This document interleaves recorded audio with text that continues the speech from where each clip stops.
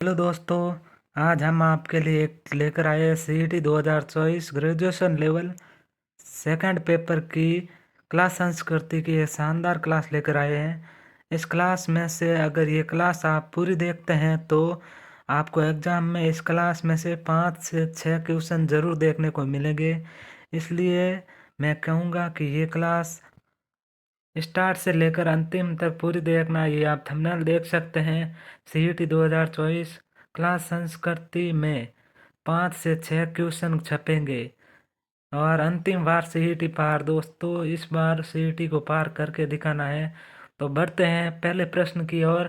पहले प्रश्न की ओर बढ़ने से पहले आपको यह अनुरोध करूंगा कि इस वीडियो को लाइक कर दीजिए।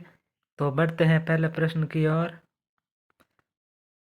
तो पहला प्रश्न आ चुका है कि देखते पहला प्रश्न क्या कह रहा है कि राजस्थान का सबसे पूर्वी गांव कौन सा है।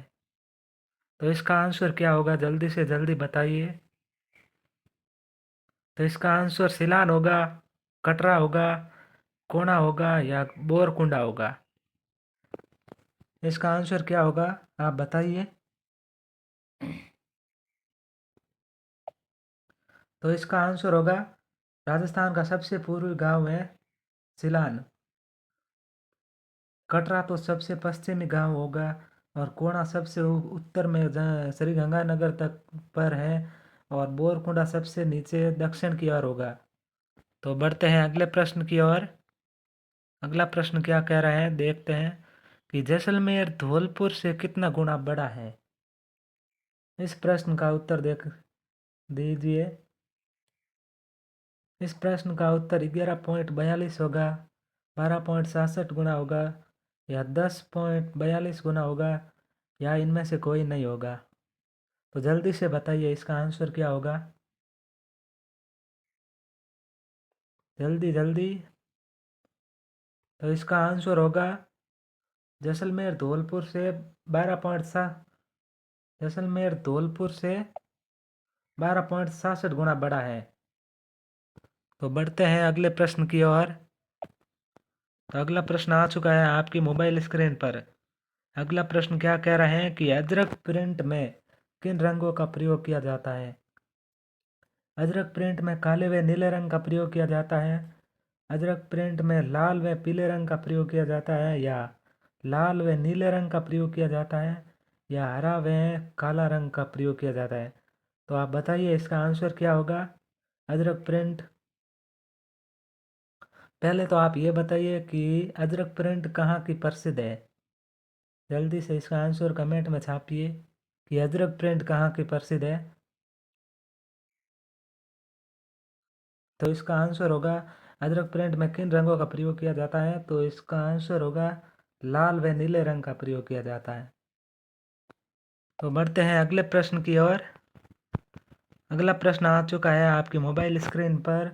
अगला प्रश्न क्या कह रहा है कि लाख के आभूषण व खिलौने कहाँ के प्रसिद्ध हैं।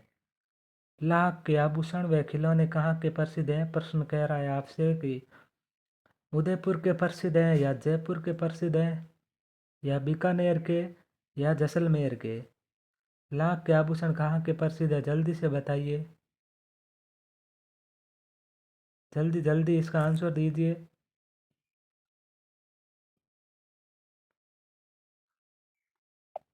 तो इसका आंसर होगा लाख के आभूषण। मेरे हिसाब से लाख के आभूषण जयपुर के प्रसिद्ध है। तो बढ़ते हैं अगले प्रश्न की ओर। तो अगला प्रश्न क्या कह रहा है, देखते हैं कि अगला प्रश्न ये कह रहा है कि लकड़ी का नक्काशीदार फर्नीचर कहाँ के प्रसिद्ध है। लकड़ी के नक्काशीदार फर्नीचर कहाँ के प्रसिद्ध है। इसका आंसर आप बताइए। आज के ये प्रश्न बहुत इंपॉर्टेंट साबित होने वाले हैं आपकी सेकंड पारी सीईटी ग्रेजुएट सेकंड पारी के लिए, जो 28 तारीख को होने वाली है। इनमें से आपको 4 से 5 क्वेश्चन ज़रूर देखने को मिलेंगे, ये मैं वादे के साथ कह सकता हूँ। इस क्लास को जो जो बच्चा पूरी देख के चला गया उसकी तो मौज ही मौज है। लकड़ी का नक्काशीदार फर्नीचर कहाँ के प्रसिद्ध है, इसका आंसर बताइए। तो इसका आंसर होगा बाड़मेर। बाड़मेर के प्रसिद्ध है लकड़ी के नक्काशीदार फर्नीचर। तो बढ़ते हैं अगले प्रश्न की ओर। तो अगला प्रश्न आ चुका है आपकी मोबाइल स्क्रीन पर कि नाहरगढ़ का किला किस शताब्दी की देन है। नाहरगढ़ का किला किस शताब्दी की देन है, इसका आंसर बताओ।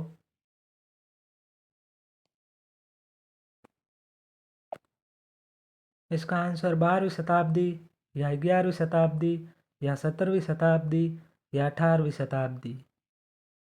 इसका आंसर क्या होगा जल्दी से कमेंट में बताइए। इसका आंसर होगा 18वीं शताब्दी। तो बढ़ते हैं अगले प्रश्न की ओर। अगला प्रश्न क्या कह रहा है कि इंदिरा गांधी के समय किस दुर्ग में खजाना ढूंढने के लिए खुदाई की गई। आपको विश्वास नहीं होगा कि आपके लिए मैंने इतनी मेहनत की है। ये प्रश्न कोई किताबों में से नहीं उठाए हैं। इस प्रश्न को बहुत मेहनत से मैंने ढूंढ ढूंढ कर पुराने आप ओल्ड पेपर में आए हुए थे, वहाँ से लेकर यहाँ पर आपके सामने लेकर प्रस्तुत किया है। इसलिए इस प्रश्नों को पूरा देखना है आपको। ये प्रश्न आपके लिए एक रामबाण क्लास साबित हो गए, रामबाण प्रश्न साबित हो गए। अगर इस क्लास को जो बच्चा पूरी देख कर चला गया उसके तो समझो 4 से 5 सवाल फिक्स सही हो गए। इसका आंसर क्या होगा कि इंदिरा गांधी के सब समय किस दुर्ग में खजाना ढूंढने के लिए खुदाई की गई। जूनागढ़, जयगढ़, कुंभलगढ़ दुर्ग या नाहरगढ़ दुर्ग। इसका आंसर क्या होगा जल्दी से बताइए। तो इसका आंसर होगा नाहरगढ़ दुर्ग। बढ़ते हैं अगले प्रश्न की ओर। अगला प्रश्न क्या कह रहा है कि जयपुर के हवा महल में कितनी खिड़कियां हैं। इसका आंसर बता के बताइए, तब मैं जानूंगा कि आप सीईटी की तैयारी कर रहे हो और आपके बहुत अच्छे नंबर आ सकेंगे, और आपके बहुत अच्छे नंबर आ सकते हैं, तब मैं जानूंगा। खिड़कियां हैं 856, 953, 956 या 849। इसका आंसर होगा 953।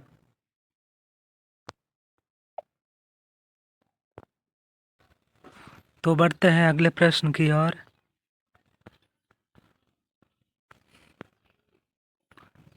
अगला प्रश्न आ चुका है कि तिमनगढ़ का दुर्ग कहाँ स्थित है।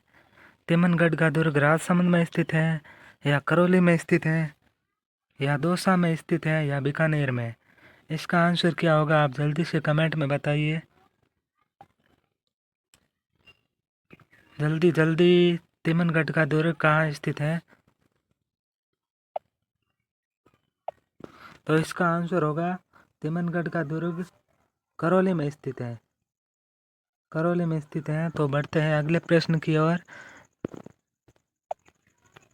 तो अगले प्रश्न की ओर आ चुके हैं कि अगला प्रश्न क्या कह रहा है। अगला प्रश्न क्या कह रहा है कि मांगरोल कला कहाँ की प्रसिद्ध है। मांगरोल कला उदयपुर की प्रसिद्ध है या जयपुर की प्रसिद्ध है या कोटा की प्रसिद्ध है या बारा की। जल्दी से बताइए इसका आंसर क्या होगा। मांगरोल कला कहाँ की प्रसिद्ध है। तो इसका आंसर होगा मांगरोल कला बारा की प्रसिद्ध है। बढ़ते हैं अगले प्रश्न की ओर।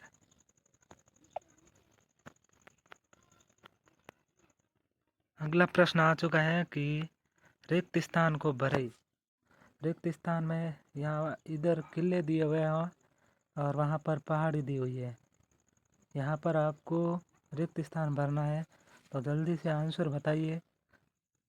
इस 3 ऑप्शन में से ही कोई एक ऑप्शन है, जल्दी से बताइए इसका आंसर क्या होगा।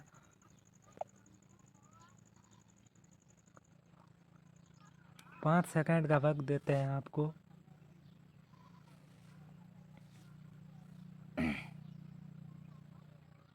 तो इसका आंसर होगा जालोर दुर्ग।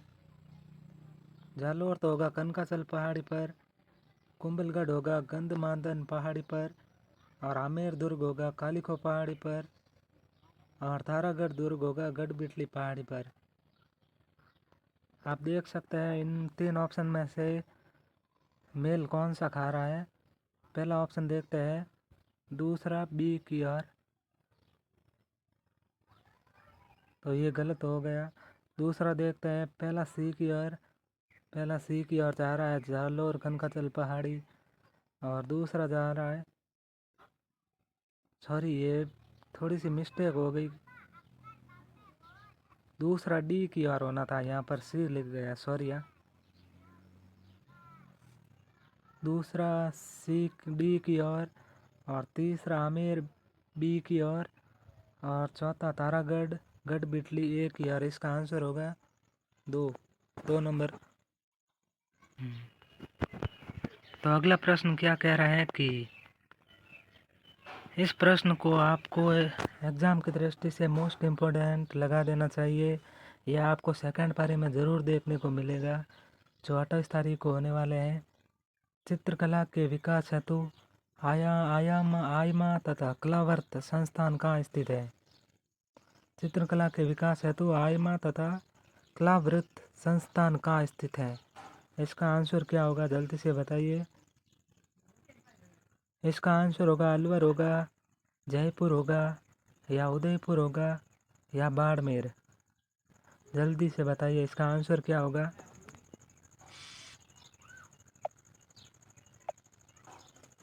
इसका आंसर होगा चित्रकला के विकास हेतु आयमा तथा कलावर्त जयपुर संस्थान के लिए प्रसिद्ध स्थित है, जयपुर में स्थित है।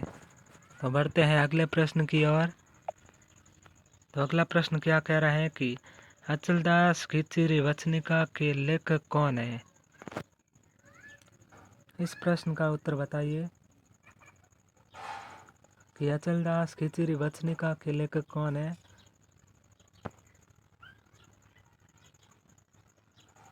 तो इसका आंसर होगा अचलदास खिचड़ी वचनिका के लेखक शिवदास गार्डन है। नयन चंद्र सूरी ने तो अमीर महाकाव्य लिखा था, नयन चंद्र सूरी ने तो अमीर महाकाव्य लिखा था, अमीर महाकाव्य।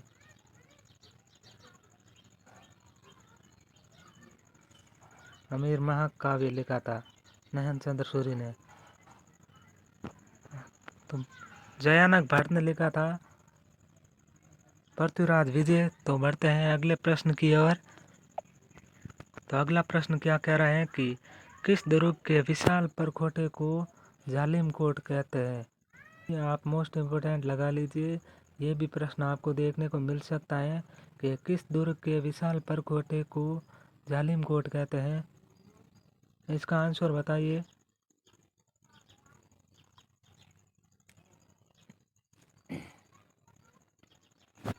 तो इसका आंसर होगा सोनारगढ़ दुर्ग। इसका आंसर होगा सोनारगढ़ दुर्ग, जो जैसलमेर में स्थित है। तो आप बताइए, कमेंट में करके बताइए कि बयाना और गागरोन दुर्ग किस जिले में स्थित है। आपको कमेंट में बताना है। बढ़ते हैं अगले प्रश्न की ओर।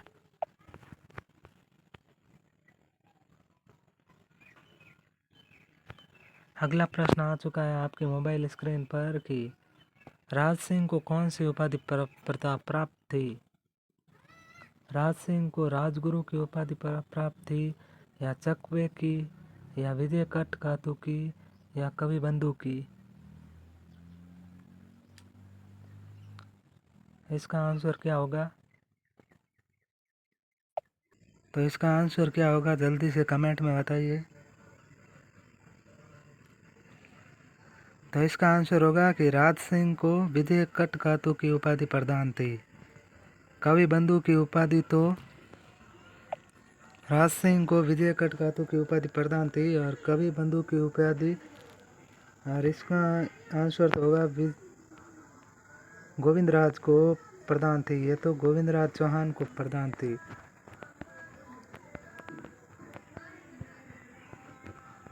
गोविंदराज चौहान, इसका आंसर गोविंदराज चौहान होगा।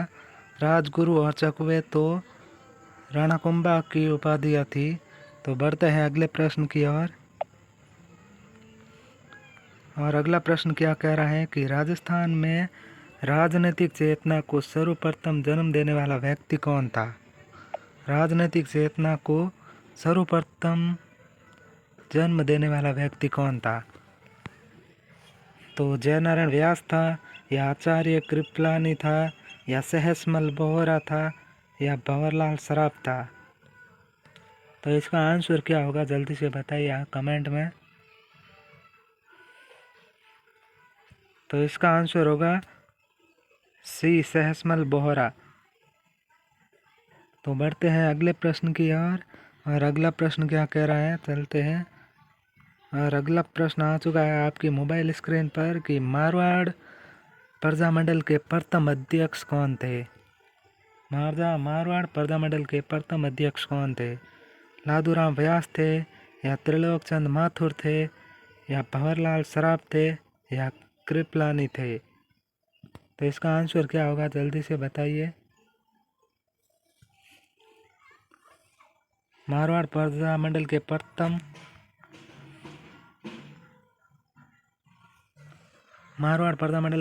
अध्यक्ष कौन थे, जल्दी से बताइए इसका आंसर क्या होगा। तो इसका आंसर होगा भंवरलाल सराफ। मारवाड़ प्रजामंडल के प्रथम अध्यक्ष भंवरलाल सराफ थे। तो बढ़ते हैं अगले प्रश्न की ओर। और अगला प्रश्न आ चुका है आपकी मोबाइल स्क्रीन पर कि राजस्थानी भाषा का प्रथम उपन्यास कौन सा था? ये प्रश्न भी आपके लिए एक मोस्ट इम्पोर्टेंट प्रश्न साबित होने वाला है। तो देखते हैं इस प्रश्न का आंसर क्या होगा। राजस्थानी भाषा का प्रथम उपन्यास केसर विलास था, या टाबरोरी बाता, या कनक सुंदर, या इनमें से कोई नहीं। जल्दी से बताइए इसका आंसर क्या होगा। इसमें आंसर क्या होगा? राजस्थानी भाषा का प्रथम उपन्यास आंसर होगा सी, कनक सुंदर। राजस्थानी भाषा का प्रथम उपन्यास आंसर होगा सी, कनक सुंदर। तो बढ़ते हैं अगले प्रश्न की ओर। और आप कमेंट करके ये बताइए कि आपको क्लास कैसी लग रही है। तो हम आ चुके हैं अगले प्रश्न की ओर कि राजस्थान में हस्तकला का सबसे बड़ा केंद्र कहाँ पर है? राजस्थान में हस्तकला का सबसे बड़ा केंद्र कहाँ पर है? उदयपुर में है, या जयपुर में है, या जोधपुर में है, या बाड़मेर में है। राजस्थान में हस्तकला का सबसे बड़ा केंद्र कहाँ पर है? राजस्थान में हस्तकला का सबसे बड़ा केंद्र सी आंसर होगा जोधपुर। और जोधपुर में भी आपको पूछा जाए तो इसका आंसर होगा बोरानाडा। जोधपुर में होगा बोरानाडा। हस्तकला का सबसे बड़ा केंद्र बोरानाडा में है, बोरानाडा। तो बढ़ते हैं अगले प्रश्न की ओर। तो अगला प्रश्न क्या कह रहा है देखते हैं कि बेंगटी किस संत का पवित्र स्थल है? बेंगटी हड़बूदी का पवित्र स्थल है, या जाम्बोजी का पवित्र स्थल है, या हरिदास जी का पवित्र स्थल है, या देवनारायण जी का। तो इसका आंसर क्या होगा जल्दी से बताइए। तो इसका आंसर होगा ए को लॉक करो, हड़बूजी। और अंतिम में जब क्लास पूरी हो जाए तब बताना आपके 50 में से कितने क्वेश्चन सही हो रहे हैं। तो बढ़ते हैं अगले प्रश्न की ओर। तो अगला प्रश्न आ चुका है आपके मोबाइल स्क्रीन पर। और अगला प्रश्न क्या कह रहा है आप देख लीजिए कि हवा महल की पहली मंजिल कौन सी है? जल्दी से बताइए कि हवा महल की पहली मंजिल कौन सी है। हवा महल की पहली मंजिल शरद मंदिर है, या हवा मंदिर है, या रत्न मंदिर है, या प्रकाश मंदिर है। जल्दी से बताइए इसका आंसर क्या होगा। तो इसका आंसर होगा ए को लॉक करो, इसका आंसर होगा शरद मंदिर। तो आज आपको ये क्लास कैसी लगी है? इस क्लास को यहीं पर समापन करते हैं। और आप तो ये आप आज आपको क्लास कैसी लगी? यदि आपको क्लास अच्छी लगी हो तो इस क्लास को लाइक करना और इस चैनल को सब्सक्राइब करना, हो सके तो अपने दोस्तों तक इस क्लास को शेयर करना, ताकि वो भी इस क्लास को एंड तक देखकर एग्ज़ाम देने जा सके।